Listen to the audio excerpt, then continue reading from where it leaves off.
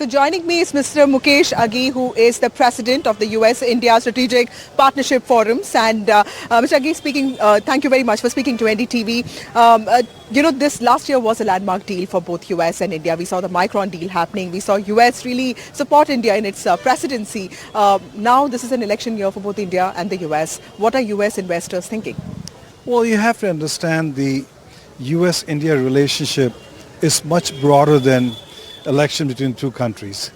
It is geopolitically aligned, it's economically aligned, it's technologically aspirational, and people to people. We have around 5 million Indian Americans who are keen to foster this relationship in a very strong manner.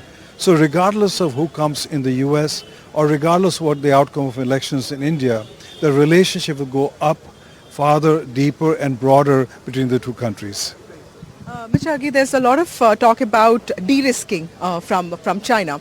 Do you think India stands to benefit in those circumstances? No, absolutely. I think when you look at one prime example would be Apple.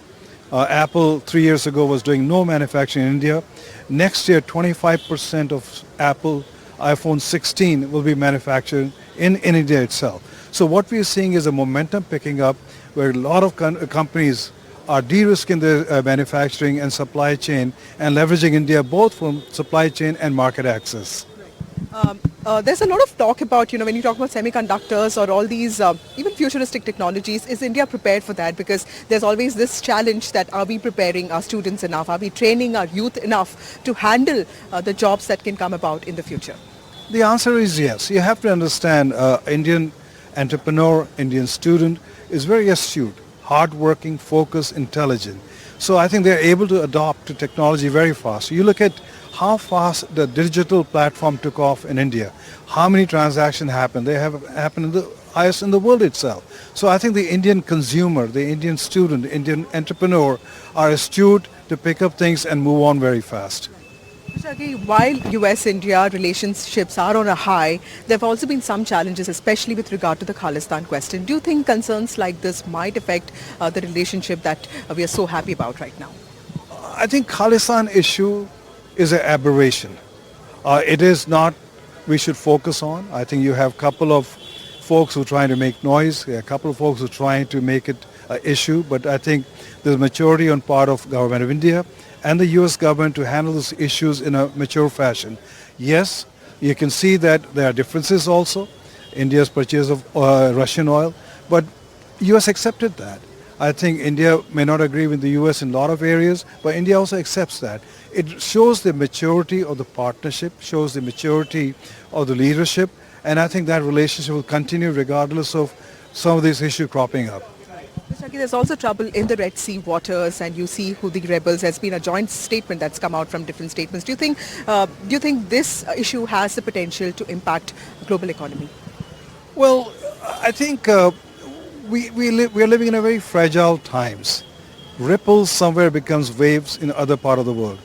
When you look at what's happening in Red Sea, almost 15% of the global trade traffic goes through Red Sea.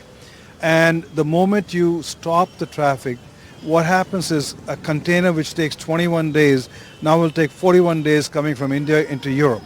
The impact on India is more on its export of agricultural goods, especially rice. And I think you will see that impact happening. But we are seeing also a lot of other goods which are moving between Asia and Europe is getting impacted. So I think it will have an inflationary impact. How much it is, it depends on how fast we open the Red Sea. My last question to you, sir. Vibrant Gujarat, you've been associated with this event for many years. Tell us, what are your expectations and how is it different this time?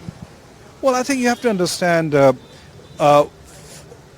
event is happening after COVID-19. So there's a lot of pent-up energy. That's one. Two is we have a large number of companies and countries coming in. We are leading the largest delegation of any country coming into Vibrant Gujarat. India's story is very strong story. India's story is very positive story. India's story talks about long-term investment, long-term gain.